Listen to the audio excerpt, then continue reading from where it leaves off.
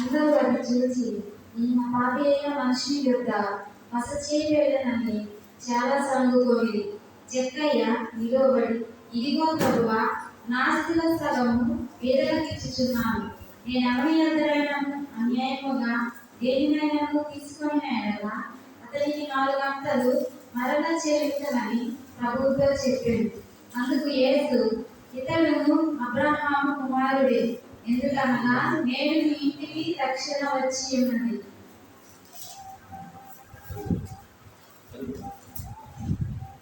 నశించిన దాని వెతికి రక్షించుటకు మనుష్య కుమారుడు వచ్చెనని అతనితో చెప్పాడు. యేసుక్రీస్తు వారు దేనికి ఈ లోకానికి వచ్చాడు? యేసుక్రీస్తు వారు దేనికి ఈ లోకానికి వచ్చాడంటే నశించిన దానిని వెదకి రక్షించటానికి. నశించిపోయిన ఆయన బిడ్డల్ని, నశించిపోయిన ప్రతి మానవుణ్ణి వెదకి రక్షించటానికి యేసుక్రీస్తు ఈ లోకానికి వచ్చాడు. ఆయన 2024 సంవత్సరాల క్రితం ఈ భూమి మీదకి మానవునిగా వచ్చాడు. రావాల్సిన అవసరం ఏంటంటే మానవుడు ఆయన పోలికతో ఆయన స్వరూపంలో చేయబడ్డాడు. కానీ ఆయన లేకుండా జీవించడానికి అలవాటు పడ్డాడు. అవిధేయుడిగా జీవించడానికి అలవాటు పడ్డాడు. ఇష్టానుసారమైన జీవితాన్ని జీవించడానికి అలవాటు పడ్డాడు. దానివల్ల దేవునికి దూరం అయిపోయాడు, నాశనానికి దగ్గరైపోయాడు. దేవుడు మానవుని సృజించింది ఆయనతో నిత్యం ఆనందించడానికి. కానీ మానవుడు దేవునికి దూరం అయిపోయి నరకానికి దగ్గరగా జీవిస్తూ ఉన్నాడు. ఆ సమయంలో నశించిపోతున్న ఈ సర్వ మానవాళికి తిరిగి రక్షణ ఇవ్వటానికే యేసుక్రీస్తు మానవునిగా ఈ భూమి మీదకి వచ్చాడు. హల్లెలూయా! అందరూ చెప్దాం హల్లెలూయా! వచ్చి ఏంటి ఆయన చేసింది అంటే, భూమి మీద ఉన్న ప్రతి మానవుడు అవిధేయతతో పాపం చేశారు. అవిధేయతతో దేవుడిచ్చిన ఆజ్ఞను అతిక్రమించాడు. అంటే ఆయన మాటను ధిక్కరించి అరిష్టానుసారంగా జీవించారు. దానివల్ల వాళ్ళు ఆ శిక్షకు అర్హులయ్యారు. మనము ఆ శిక్షకి అర్హులమైపోయాం. కానీ ఆ శిక్షను యేసుక్రీస్తు వారే ఆయన మీద వేసుకున్నాడు. అంటే ఇప్పుడు ఒక వ్యక్తి తప్పు చేశాడు, ఆ వ్యక్తిని అరెస్ట్ చేసి తీసుకువెళ్ళాలి. కానీ ఆ వ్యక్తిని అరెస్ట్ చేశారు, కానీ ఆ వ్యక్తి మీద ఎటువంటి ఎఫ్ఐఆర్ ఫైల్ అవ్వలేదు. కారణం ఏంటంటే ఎఫ్ఐఆర్ అంతా యేసుక్రీస్తు మీద ఫైల్ అయిపోయింది. యేసుక్రీస్తే ఆయన పేరు మీద మనం చేసిన ప్రతి పాపమును ఆయన శిక్ష అనుభవించడానికి ముందుకొచ్చాడు. శిక్షను అనుభవించాడు. మన మీదకి రావాల్సిన శిక్షను తొలగించి వేశాడు. అదే నశించిపోయిన దానిని వెదకి రక్షించటం. చూడండి, ఈరోజు మనం బైబిల్లో ఉన్న ఒక వ్యక్తి గురించి, ఆయన నశించిపోతున్నాడు, పాడైపోతున్నాడు, నరకానికి దగ్గరైపోతున్నాడు. అటువంటి వ్యక్తిని ఎలాగ రక్షించాడు, ఏ విధంగా రక్షించాడో మనం ధ్యానం చేద్దాం. 19వ అధ్యాయం 1వ వచనం. ఆయన సంచరించుచు ఎరుకో పట్టణములో ప్రవేశించి దాని గుండా పోవచుండెను. ఇదిగో, సుంకపు గూతదారుడును ధనవంతుడైన జక్కయ్య అను పేరు గల ఒకడు యేసు ఎవరో అని చూడగోరిన గాని పొట్టివాడైనందున జనులు గుంపు కూడి ఉండుట వలన చూడలేక పోయాను. అప్పుడు యేసు ఆ త్రోవన రానయ్యుండెను గనుక అతడు ముందుగా పరిగెత్తి ఆయనను చూచుటకు ఒక మేడి చెట్టు ఎక్కాను. చూడండి ప్రియమైన బిడ్డలారా, దేవుని యొక్క ప్రణాళికలో రక్షణ ఏ విధంగా వస్తుందో మనం ఆలోచించాలి. అనేక మంది కొందరు తీసుకుని వెళ్ళి దేవుని వాక్యాన్ని బోధించడానికి ప్రేరేపిస్తారు. కొందరేమో వారి గృహాలకు వెళ్ళే దేవుని వాక్యాన్ని చెప్పి నువ్వు ఇలాగ రక్షించబడవచ్చు అని చెబుతారు. కొందరు ఎక్కడిదో వస్తున్న సౌండ్ అంటే ఆ వాక్యపు ఆ మాటలు విని మనసును మార్చుకుంటారు. కొందరు వ్యక్తిగతంగా బైబిల్ చదువుతూ ఆ బైబిల్లో ఉన్న జీవం వాక్యాన్ని వారి హృదయానికి అత్తుకుని ఇది నా కొరకే మాట్లాడుతున్నాడు దేవుడని మారు మనసు పొందుతూ ఉంటారు. కానీ ఇక్కడ ఈ జక్కయ్య చాలా డిఫరెంట్గా ఉంటుంది. ఈయన వ్యత్యాసమైన స్థితి. ఎవరు ఈ జక్కయ్య అంటే ఇతను సుంకపు గుర్తుదారుడు, అంటే ట్యాక్స్ కలెక్టర్, పన్నులు వసూలు చేసే వ్యక్తి. పన్నులు వసూలు చేసే వ్యక్తి అంటే ఆ సమాజంలో ఒక గౌరవమైన ఉద్యోగం ఉంది. అతనికి ఏమాత్రం డబ్బుకి తక్కువైతే లేదు. ఎందుకంటే ఒక ఇంటికి ఉదాహరణకు ఒక 100 రూపాయలు పన్ను కట్టాలి అని గవర్నమెంట్ ఈయనకి చెప్తే ఈయన ఏం చేస్తున్నాడంటే 100ని 400 చేసి 400 తీసుకుంటున్నాడు. అంటే 100 ప్రభుత్వానికి వెళ్తే 300 ఈయన సొంత ఖజానాలోకి వెళ్ళిపోతున్నాయి. అంటే డబ్బుకు ఏమాత్రమైనా కొదువు ఉందా అంటే లేదు. అసలు ఈయన యేసు ఎవరో అని ఎందుకు చూడాలి అనుకున్నాడంటే బైబిల్లో కాదు, కానీ ఈయన గురించి కొన్ని చరిత్ర బుక్స్ చెబుతున్నాయి. వీళ్ళ భార్య దేవుని సన్నిధికి, అంటే దేవుడు అంటే ఇష్టపడేదంట. ఏం చేసేది? యేసుక్రీస్తు ఆ భూమి మీద సంచరించిన కాలంలో, ఆయన పరిచర్య చేసిన కాలంలో ఆ భార్య ఇష్టపడేదంట దేవుని వాక్యాన్ని వినటానికి, సమాజ మందిరానికి వెళ్ళటానికి. ఆమెని ఆటంకపరచడానికి జక్కయ్య ఎంతో ప్రయత్నం చేశాడు. మనకి దేవుడు అవసరం లేదు, మనం పద్ధతులు వేరు, మన విధానాలు వేరు, నువ్వెందుకు దేవుడు అని వెళ్తావని చెప్పి ఆటంకపరచడానికి చాలా ప్రయత్నం చేశాడు. కానీ ఆమె వినలా. ఆమెకి దేవుడు అంటే ప్రేమ ఎక్కువ, యేసుక్రీస్తు అంటే విశ్వాసం ఎక్కువ. ఆమె ఈయనకి తెలియకుండా రహస్యంగా కూడా సమాజ మందిరాలకు వెళ్ళి దేవుని వాక్యాన్ని వింటూ ఉంది. తన జీవితాన్ని సరిదిద్దుకుంటూ ఉంది, సరిచేసుకుంటూ ఉంది. ఈ సమయంలో జక్కయ్య ఎంత చెప్పినా వింటలేదు. ఈమె ఏమాత్రం ఆ సంఘంతో సహవాసం మాటలేదు, ఆ క్రైస్తవుల యొక్క సహవాసం మాటలేదు. అసలు ఆయన ఎవరు? ఆయన ఇటువాడు. ఆయన ముఖాన్ని ఒకసారి చూద్దాం. ఆయనలో ఏమి కనపడుతుందో ఆ గొప్పతనం ఈమెకి. నా భార్యకు అతనిలో ఏ గొప్పతనం కనపడిందో, అతని సమాజంలో ఏ గొప్పతనం కనపడిందో, ఆ సంఘంలో ఏ గొప్పతనం కనపడిందో నేను కూడా చూద్దాం అని చెప్పి ఒకానొక సమయంలో యేసుక్రీస్తు ఒక చోట ఉండడం తెలుసుకుని యేసుక్రీస్తుని చూడాలి అని వెళ్ళాడట. హల్లెలూయా. అందరం చెప్దాం హల్లెలూయా. ఎవరిని చూడాలని చెప్పాలి? ఎవరిని చూడాలని? అలేఖ్య, ఎవరిని చూడాలని చెప్పాలి? విజయం చూడాలని కాదమ్మా, యేసయ్యను చూడాలని. అజయ్ని చూడాలని కూడా కాదు, తర్వాత హెప్సిని చూడాలని కూడా కాదు. ఎవరిని చూడాలని? యేసుక్రీస్తుని చూడాలని. సో మీలో చాలామంది ఎవరినో చూడాలని ఎక్కడికెక్కడికో చెప్పులు కూడా లేకుండా నడిచి వెళ్తూ ఉంటారు కదా. చెప్పులు కూడా లేకుండా నడిచి వెళ్తూ ఉంటారు, ఏదో దర్శించాలని, ఏదో చూడాలని. తీరా ఆడికి వెళ్ళిన తర్వాత నిరుత్సాహం తప్పితే ఎటువంటిది మోసుకొచ్చే అవకాశం లేదు. కానీ జక్కయ్య అటువంటి తప్పు చేయలా. జీవము కలిగిన యేసుక్రీస్తు భూమి మీద ఒక మానవుడిగా ఉన్నప్పుడు ఆయన యొక్క గొప్పతనాన్ని సమాజంలో కాదు, ఆ ఇంట్లో, అతనున్న ఇంట్లో ఆ భార్య ద్వారా గమనించి యేసయ్యను చూడాలని వెళితే ఈయనేం పొట్టివాడు, బహుశా ఒక 3 అడుగులు అలా ఉంటాడు, అంతకంటే ఎక్కువ ఉన్నాడు. ఆడ జనాలు చాలామంది 6 అడుగులు 5 అడుగులు 7 అడుగులు ఉన్నారు, 6 అడుగులు దగ్గరగా ఉన్నారు. ఆ జనాల్లోకి వెళ్ళే వారికి యేసుక్రీస్తుని కనపడ్డా. చాలా ప్రయాసపడ్డాడు, యేసుక్రీస్తు కనపడ్డా. నిరుత్సాహం వచ్చేసింది, వెనక్కి తిరిగి వచ్చేసాడు.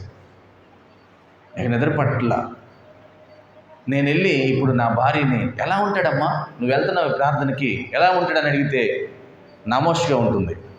అంటే వెళ్ళొద్దన్నది నేనే. అసలు ఆ యేసయ్యతో సహవాసం చేయొద్దు, ఆ సంఘంతో సహవాసం చేయొద్దు, వాళ్ళతో నువ్వు మాట్లాడొద్దని చెప్పింది నేనే. ఈమె నాకు తెలియకుండా వెళ్తుంది. నేను ఉద్యోగానికి వెళ్ళినప్పుడు వెళ్తుంది, మళ్ళా నేను కదిలించుకుంటే విలువ పోతుంది అని చెప్పి ఆమెను అడగకుండా ఒక్కడే నిద్ర పట్టకుండా ఆలోచిస్తూ ఉన్నాడు. ఎలాగా యేసుక్రీస్తుని చూడటం ఎలాగా? హల్లెలూయా. ఎంతమంది మీలో అబ్బా రేపు ఆదివారం వచ్చింది, నేను పెందలకడ లెగవాలి, దేవుని సన్నిధికి వెళ్ళాలని ఆసక్తి వచ్చిన మీలో ఎంతమందికి ఉందో నాకైతే తెలియదు. మీకు మనం ఆరాధిస్తున్న యేసయ్యకి తెలుసు. హల్లెలూయా. ఆశపడే ప్రాణాన్ని దేవుడు తృప్తిపరుస్తాడంట. ఆశ. ఒక ఆయన కుటుంబంతో ఎక్స్కర్షన్ వెళ్ళాలనుకున్నాడు, విహారయాత్రకి. ఇలాగనే సమ్మర్ హాలిడేస్ వచ్చేవారికి విహారయాత్రకి వెళ్దామని ఈరోజు వెళ్ళాడు. ట్రైన్ ఎక్కాలని ట్రైన్ బుక్ చేసుకున్నాడు. ఎప్పుడు 2 నెలల క్రితమే బుక్ చేసుకున్నాడు, రిజర్వేషన్ చేయించుకోండి ఏసీలో పిల్లలతో కలిసి. తీరా అక్కడికి వెళ్ళేవారికి ట్రైను 8 గంటలు లేట్ అని చెప్పాడు. ఎన్ని గంటలు చెప్పాలి? 8 గంటలు, 8 గంటలు ఉండాలా రావాలా? ఏం చేస్తారు మీరైతే? 2 నెలల క్రితమే ప్లాన్ గీశారు, 2 నెలల క్రితమే దానికోసం కొంత డబ్బు ఖర్చు పెట్టారు. ఇప్పుడేమో అన్నీ ప్యాక్ చేసుకుని వెళ్ళిపోయారు. ఇప్పుడు వెనక్కి రావాలా ముందుకు వెళ్ళాలా? సహజంగా ముందుకు వెళ్ళడానికి ఆశపడతారు, వెనక్కి ఎవరు రారు కదా. దానికోసం కాసేపు ఇక్కడ కూర్చుని వింటారు, కాసేపు డిజిటల్ బోర్డు ఎక్కడ ఉందో ఆడికి వెళ్ళి వింటారు, కాసేపు ఎంక్వైరీ దగ్గరికి వెళ్ళి ఇంకా మేము ఎక్కే ట్రైన్ ఎప్పుడు వస్తుందని అడుగుతూ ఉంటారు. ఒకవేళ టెక్నాలజీ బాగుండి నీ చేతిలో ఫోన్ ఉంటే అసలు బండి ఎక్కడి దాకా వచ్చిందో కూడా చూస్తూనే అబ్బా ఎంత ఎదురు చూడటమో కదా, ఎంత ఎదురు చూపు. నా జీవితంలో యేసయ్య కోసం ఎదురు చూసే అవకాశం ఎప్పుడైనా దొరికిందా? యేసయ్యతో సహవాసం చేయాలి, నేను పరిగెత్తుకుంటూ వెళ్ళాలి, ఆయన సన్నిధిలో పనిచేయాలి, ఆయన సన్నిధిలో ఆయన ఆరాధించాలని ఆసక్తి ఎప్పుడైనా నీకు వచ్చిందా? అది వస్తే ఎంత బాగుండో. హల్లెలూయా. జక్కయ్య వాళ్ళ భార్య ద్వారా జక్కయ్యకి వచ్చేసింది ఆ ఆసక్తి.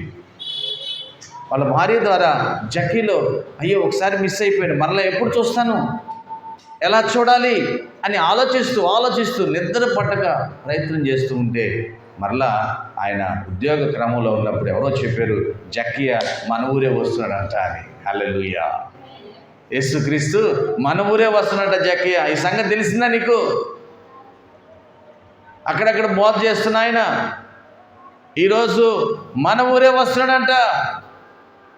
వస్తున్నాడా? అలాగే నేనేం చేయాలి? ఈసారి నేను ఎత్తు తక్కువగా ఉన్నాను, ఈ 6 అడుగులు 5 అడుగుల మధ్యకి వెళ్ళి మోసపోయే కంటే అందరికంటే ఎత్తుగా ఉండే ప్రదేశంలో నేను కూర్చోవాలి, యేసయ్యని ఈసారి నేను చూడాలి. హల్లెలూయా. ఎంత చక్కటి ఉద్దేశం కదా, ఎంత చక్కటి ఉద్దేశం. సంఘంలో అటువంటి పోటీతత్వం ఉండాలి దేవుని ఆరాధించడానికి. రేపు ఆదివారం నేను కొన్ని పనులు నేనే చేయగలగాలి, కొన్ని క్రమాలు నేనే పాటించగలగాలి. ఆసక్తి, దేవుని కలుసుకోవాలని ఆసక్తి. జక్కయ్య ముందుగానే ఒక చక్కటి ప్రణాళిక సిద్ధపరచుకుని ఎటు వస్తాడయ్యా? ఈ రోడ్డునే వస్తాడు, ఖచ్చితంగా ఈ రోడ్డునే రావాలి, వేరే రోడ్డు లేదు. మరి ఈ రోడ్లో ఎత్తుగా ఉండేది ఏముంది? అది ఎడారి, ఇళ్ల మధ్యలోకి వెళ్తే బాగుండదు. జక్కయ్య ఎవరు? Tax collector. జక్కయ్య కొద్ది హోదా కలిగిన వ్యక్తి. డాబాలు ఎక్కి ఏదో ఎక్కి కూర్చుంటే అందరూ అవమానపరుస్తారేమో, ఏంటి ఇతను కూడా యేసయ్య కోసం ఎదురు చూస్తున్నాడా అంటారేమో. హల్లెలూయా కదా. ఎవరికి తెలియకూడదు, నేను ఎవరికి తెలియకుండా యేసయ్యని చూడాలి. ఎప్పుడు అనిపించిందా మీకు? నేను ప్రార్థనకి వెళ్ళాలి, ప్రార్థనకి వెళ్ళినట్టు ఎవరికి తెలియకూడదు. నేను బైబిల్ చదవాలి, నేను బైబిల్ చదివినట్టు ఎవరికి తెలియకూడదు. నేను కొందరిలో కలిసి జీవించాలి, నేను క్రైస్తవురాలని ఎవరికి తెలియకూడదు, క్రైస్తవుడని ఎవరికి తెలియకూడదు. ఉందా? అనిపించింది ఎక్కడన్నా? అలాంటిది ఉండకూడదు మనకి. క్రైస్తవుడని ధైర్యంగా మనం చెప్పుకోగలగాలి. హల్లెలూయా. ఇక్కడ జక్కయ్యకి భావన ఉంది, జక్కయ్యకి ఉద్దేశం ఉంది. కాబట్టి ఆ వచ్చే మార్గంలో ఎడారి చూసుకున్నాడు, ఎవరు లేని ప్రదేశం. అక్కడ ఒక చెట్టు ఉంది, ఆ చెట్టు ఎక్కాలి. ఎలా ఎక్కాలి? అది మేడి చెట్టు అయిపోయింది. ఏం చెట్టు అది? చెప్పాలి, ఏం చెట్టు? మేడి చెట్టు మీద ఏదో ఒక చక్కటి పద్యం ఉంది.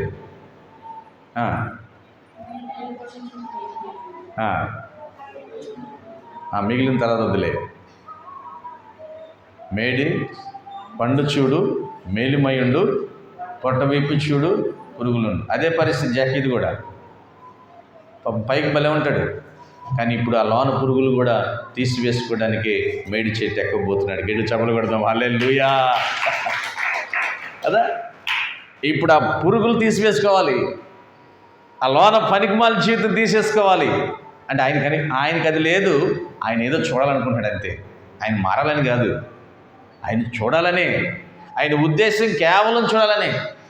కొందరు ఎప్పుడు పొద్దుదాకా ఈయన వస్తూ ఉంటాడు, ఈయన వచ్చినప్పుడు కాసేపు తల మీద అంత గుడ్డ వేసుకుని బైబిల్ పట్టుకుని కూర్చుంటే పోయా అని కొంతమంది కూర్చుంటారు సేవకులు వచ్చినప్పుడు.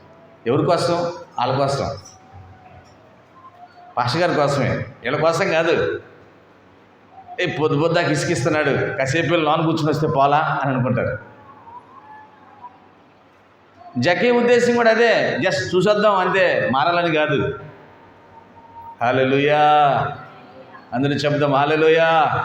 సో మీరు అటువంటి వాళ్ళు కాదులే, మీరు జక్కీ కంటే మంచోళ్ళు. ఆమేన్. మీరు నిజంగా ప్రేమతో వస్తున్నారు, నిజంగా దేవుని యొక్క దీవెని పొందుకోవడానికి వస్తున్నారు. సో నేను నమ్ముతున్నాను, అలాగే దేవుడు కూడా నమ్ముతాడు. ఆమేన్, హల్లెలూయా. ఇక్కడ జాగ్రత్తగా ఆలోచించండి. మేడి చెట్టు ఎలా ఉండేది తెలుసా? చాలా నున్నగుండిద్ది, చాలా నున్నగుండిద్ది. మేడి చెట్టు ఎక్కాలంటే చాలా కష్టం. సో అలనాడు మేడి చెట్లు అంటే ఇంకా కొద్దిగా లావుగా ఉంటాయి. ఈయన ఏమన్నా 7 అడుగులు ఉన్నాడా? 3 అడుగుల వ్యక్తి. దాన్ని గట్టిగా పట్టుకోవాలన్నా కుదరదు, చేతులకు అమరదు. మరి ఎటెక్కాలి? ఎవరు లేకుండా ఎక్కాలి. పరిగెత్తుకుంటూ వెళ్ళాడు పాపం. వెళ్ళి అక్కడ చూడండి, బైబిల్లో చక్కటి మాట ఉంటుంది. అప్పుడు యేసు ఆ త్రోవన రానై ఉండను కనుక అతడు ముందుగా పరిగెత్తి, హల్లెలూయా, ఎలాగెళ్ళాడంట? వెళ్దామా వద్దా? వెళ్దామా వద్దా? వెళ్దామంటావా? వెళ్దామా? అప్పుడేనా? చివరి పాట అవ్వలేదుగా. వెళ్దామా అనుకుంటా వచ్చిన వాళ్ళు ఉన్నారా? ఇంకా స్టార్ట్ అవ్వలేదుగా. సందా పాట కూడా అయిపోతే వెళ్దాం. ఎట్లా వచ్చాడంట ఆయన? యేసయ్యను చూడటానికి పరిగెత్తాడంట. హల్లెలూయా. నిజం ప్రియమైన బిడ్డ, ఆసక్తితో రావాలి, పరిగెత్తుకుంటూ రావాలి, పరిగెత్తుకుంటూ రావాలి. మనం దేవుణ్ణి కలుసుకోవడానికి, దేవుని ఆరాధించడానికి. దానికంటే ఏది ప్రాముఖ్యమైనది కాదు. నేను ఆ జీవితంలో యేసయ్యని కలుసుకోవడమే ప్రాముఖ్యం, యేసయ్యని ఆరాధించడమే ప్రాముఖ్యం. అంతకంటే ప్రాముఖ్యమైనది మానవునికి భూమి మీద ఏది లేదు, ఏది ఉండటానికి వీలు కూడా లేదు. హల్లెలూయా. ఏది లేదు. జక్కీ పరిగెత్తుకుంటూ వెళ్ళాడంట, కానీ జక్కీ మారలా. జక్కీకి మారు మనసు లేదు. జక్కయ్య ఒక అన్యుడు. కేవలం వాళ్ళ భార్యని ఆపలేక, వాళ్ళ భార్యలో ఉన్న, తన భార్యలో ఉన్న ఆసక్తిని చూసి, ఆ ప్రేమను చూసి యేసయ్యను చూడాలనుకున్నాడు.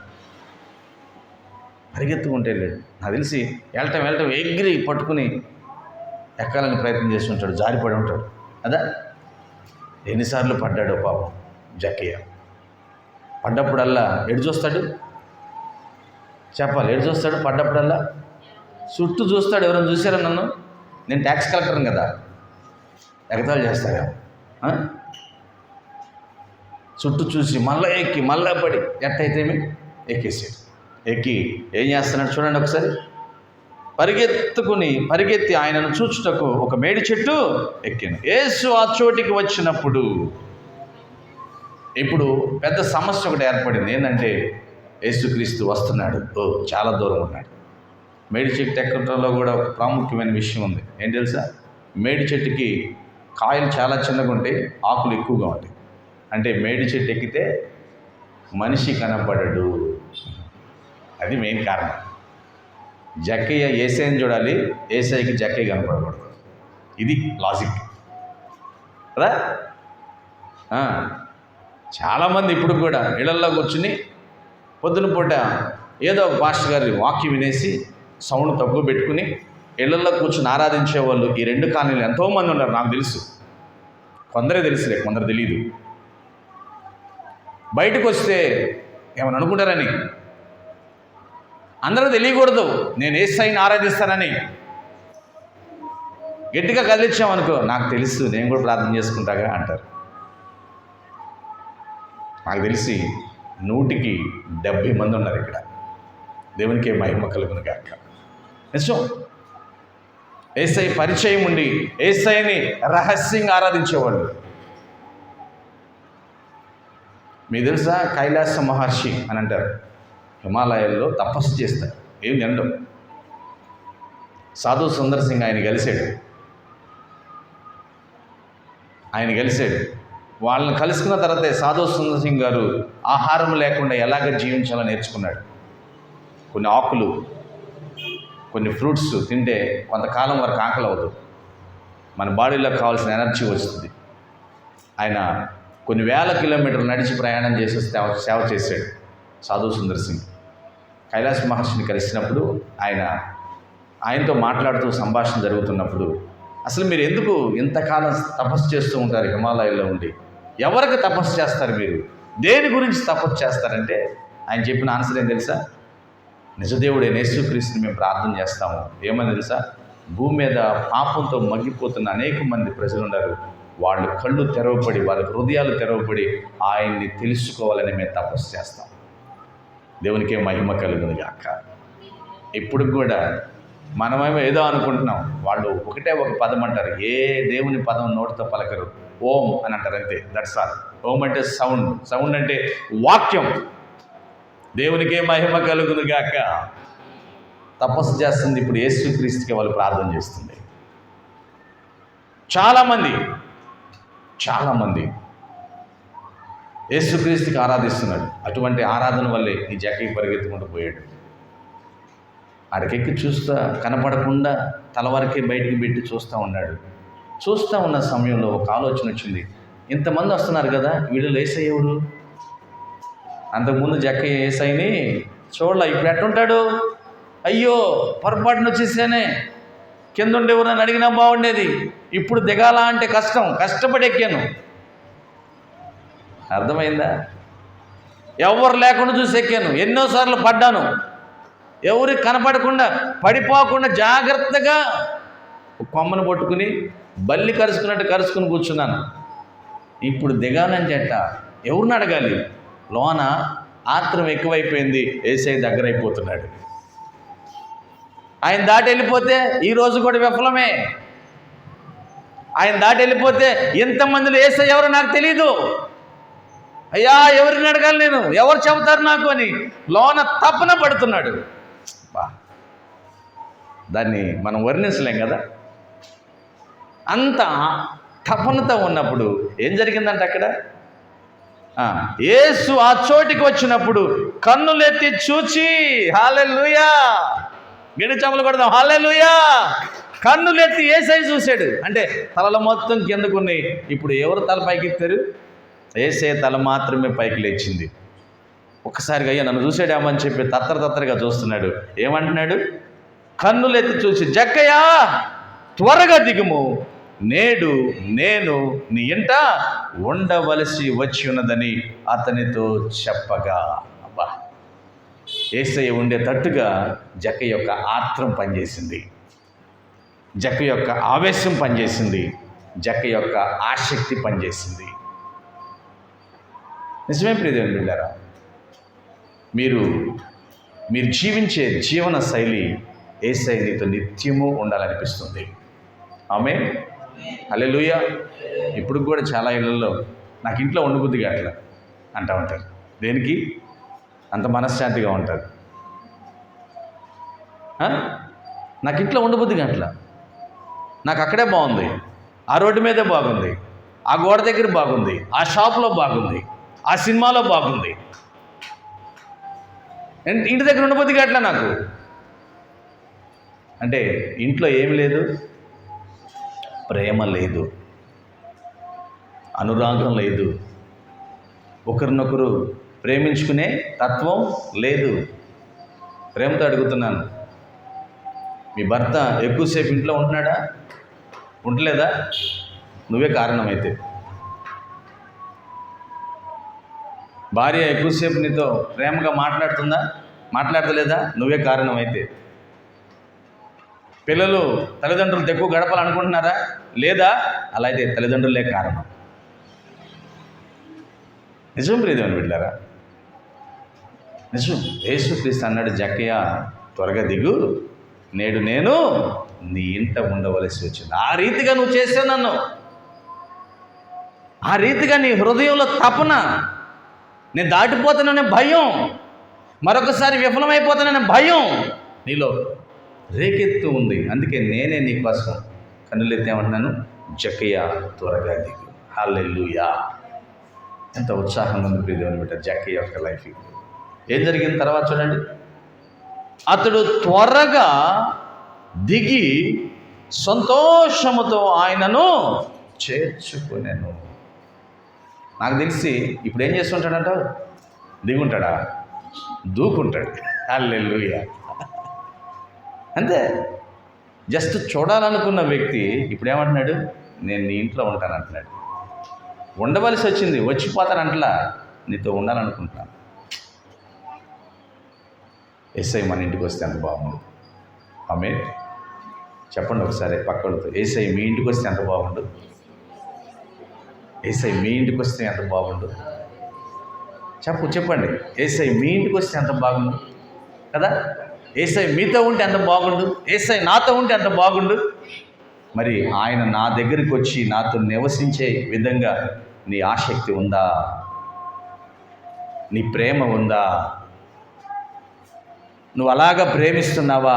అలాగ పరిగెడుతున్నావా దేవుని పని కోసం? అలాగ దేవుని ఆరాధించడానికి, వాక్యం వినడానికి అలాగ పరిగెడుతున్నావా? లేనట్లయితే ఆయన మనతో ఎలాగుంటాడు? అలాగ ఆశపడాలి మనం. ఆమేన్. త్వరగా దిగి ఆయన్ని చేర్చుకున్నాడంట. అందరూ అది చూసి ఈ పాపి అయిన మనిషిని బస చేయ వెళ్ళినని, మనిషిని యొద్దకు బస చేయ వెళ్ళినని చాలా సనుకు. జక్కయ్య నిలవబడి, ఇదిగో ప్రభు, నా ఆస్తిలో సగము బేదలకు ఇచ్చున్నాను, నేనెవని యొద్దన న్యాయముగా దేన్ని నేను తీసుకునేలా అతనికి 4 వంతులు మరలా చెల్లింతునని ప్రభువుతో చెప్పాను. యేసుక్రీస్తు వారు చక్కగా జక్కయ్యతో భుజం మీద చేసుకుని, ఏం జక్కయ్య, ఏం సంగతులు? అయ్యా, పొద్దున ఎంత బాధపడ్డానయ్యా చెట్టు ఎక్కడానికి, ఈరోజు నువ్వు మిస్ అయిపోతావు అనుకున్నానయ్యా. అసలు ఎలా చూసావయ్యా నన్ను? నేను అలా అక్కడ ఉన్నానని నీకు ఎలా తెలిసిందయ్యా? నా పేరు ఎలా తెలుసు నీకు? నా పేరు ఎలా? మా ఆవిడ ఏమని చెప్పిందా నా పేరు నీకు? మా ఆవిడ ఏమన్నా మీకు చెప్పిందా నేను నీకు చెట్టు ఎక్కానని? అయ్యా అని చెప్పి మాట్లాడుకుంటూ వచ్చారు. ఇంట్లోకి వచ్చేసారు. ఇంట్లోకి వచ్చేవారికి ఈ మాటల్లో యేసుక్రీస్తు జక్కయ్యతో మాట్లాడేటప్పుడు ఏమైందంటే, జక్కయ్య హృదయం కదిలిపోయింది. హల్లెలూయా. నిజం తెలియదుంటారా? దేవుని వాక్యాన్ని మనం వింటున్నప్పుడు, బైబిల్ చదువుతున్నప్పుడు మన హృదయం ఏమైపోవాలి? మారిపోవాలి. జక్కయ్య హృదయం మారిపోయింది. అక్కడికి వెళ్ళి ఆ ఇంట్లో అన్నీ చూస్తున్నాడంట. యేసుక్రీస్తు వారు గోండ్ల వైపు అంతా చూస్తున్నాడు. ఏం జక్కయ్య బాగుంది అన్న, ఏమి సమాధానం చెప్పకుండా అలాగే చూస్తూ ఉన్నాడు. ఇక ఒక ప్రదేశంకి వచ్చి యేసయ్య ఇలా చూస్తూ ఉన్నాడు గోడకి. అనుకుందాం అలాగే. వాస్తవం ఏంటంటే ఆ ప్రదేశంలో గోడలో లోన్ ఏం చేశాడు, బొక్క పెట్టేసి పెద్ద అండర్ గ్రౌండ్ పెట్టేసి డబ్బులు తెచ్చి పెట్టాడు జక్కయ్య. అది యేసయ్యకి తెలుసులే, అక్కడున్న జనాలకు తెలియదు. యేసుక్రీస్తు ఆ గోడకి వెళ్ళి జస్ట్ అటు చూస్తూ ఉన్నాడు. అర్థమైపోయింది జక్కయ్యకి, నా కడుపులో పురుగులు ఉన్న సంగతి యేసయ్యకి తెలిసిపోయింది. ఇంత గొప్ప పరిశుద్ధుడు నాతో సహవాసం చేయడానికి వచ్చినప్పుడు నేను మారకపోతే జీవితం ఎందుకు? అయ్యా, నేను దుర్మార్గుడయ్యా. 100 రూపాయలు వసూలు చేయమంటే 400 వసూలు చేశానయ్యా. ఇదిగో ఎవరి దగ్గర అయితే 400 వసూలు చేశానో 4 1600 ఇస్తానయ్యా. హల్లెలూయా. ఇడు చేపలు కొట్టండి. హల్లెలూయా. 4 1600 ఇస్తానయ్యా. ఇంకా మిగిలే ఉందయ్యా, మొత్తం పంచంగా ఇది మొత్తం పేదవాళ్ళకి ఇచ్చేస్తానయ్యా. ఏం జక్కయ్య, ఇంకేముంది నీ దగ్గర? ఇంకేమొద్దయ్యా, నువ్వు ఉంటే చాలయ్యా. ఆమేన్. నీవుంటే నాకు చాలు యేసయ్యా, నీ వెంటే నేను అందరం కలిసి నీ ఉంటే నాకు చాలు యేసయ్యా, నీ ఉంటే నేను ఉంటానేసయ్యా, నీ మాట చాలయ్యా, నీ చూపు చాలయ్యా, నీ తోడు చాలయ్యా, నీ మీద చాలయ్యా, నీ మాట చాలయ్యా, నీ తోడు చాలయ్యా, నీ మీద చాలయ్యా. హల్లెలూయా. ఇంకేముంది జక్కీ దగ్గర? ఏమీ లేదు. కానీ అన్నిటికంటే ముఖ్యమైనది యేసయ్య ఉన్నాడు జక్కీ దగ్గర. హల్లెలూయా. ఏది ఉన్నా ఏది లేకపోయినా నీ జీవితంలో, నా జీవితంలో యేసయ్య ఉంటే చాలు. అన్నీ ఇచ్చేసాడు. ఇంకా ఎవరున్నారు? యేసయ్యే. యేసయ్య మాత్రమే ఉన్నాడు. వెంటనే ఏమంటున్నాడు తెలుసు? 9వ వచనంలో, అందుకు యేసు ఇతడును అబ్రహాము కుమారుడే, ఎందుకనగా నేడు ఈ ఇంటికి రక్షణ వచ్చి ఉన్నది. హల్లెలూయా. ఎప్పుడు వచ్చింది రక్షణ? అన్యాయం నీ జీవితం నుంచి పోయినప్పుడు, పాపం నీ జీవితం నుంచి పోయినప్పుడు, దుర్మార్గత నీ జీవితం నుంచి పోయినప్పుడు, దేవుడంటే అసహనం నీ జీవితం నుంచి పోయినప్పుడు రక్షణ వస్తుంది. రక్షణ వరకునే వస్తుందా? నీ హృదయంలో ఉన్న మేడి పండు చూడు, మేలిమయండు దాన్ని పొట్ట విప్పితే ఏముంటుంది? పురుగులు ఉంటాయి. నీ హృదయంలో ఉన్న పురుగుల్ని తీసివేసుకుంటే అప్పుడు రక్షణ వస్తుంది. ఆ రక్షణ ఇవ్వటానికి ఆయన పరిశుద్ధ రక్తాన్ని చిందించాడు. ఆ రక్షణ ఇవ్వటానికి పాపంతో ఉన్న మన జీవితాన్ని కడిగి వేశాడు ఆయన. అందుకే ఆయన నశించిన దాన్ని వెదకి రక్షించడానికి వచ్చాడు. ఇప్పుడు జక్కయ్య యేసయ్యని కలుసుకోకపోతే నశించిపోయేవాడు. జక్కయ్య ఈరోజు రక్షించబడిన వ్యక్తిగా ఉన్నాడు. ఆమేన్. జక్కయ్య క్రీస్తు యొక్క ఆనందాన్ని పొందుకున్న వ్యక్తిగా ఉన్నాడు. వాక్యం వింటున్న ప్రియ తల్లి, ప్రియ సహోదరి, సహోదరుడు, ఎలా ఉన్నాను? రక్షించబడ్డావా? ఆసక్తి ఉందా దేవుని కొరకు? దేవునిలో ఆనందం పొందుకోవాలనుందా? కుటుంబంతో ఎక్కువ గడుపుతున్నావా? యేసుక్రీస్తులు ఎక్కువ గడుపుతున్నావా? ఇంకా లేనట్లయితే రక్షణ పొందు. ఎందుకంటే సమయాన్ని పోనించుకోవద్దు, సద్వినియోగం చేసుకో. ఏ కాలం ఎట్లా ఉంటుందో తెలీదు, ఏ రోజు ఏమవుతుందో కూడా తెలియదు.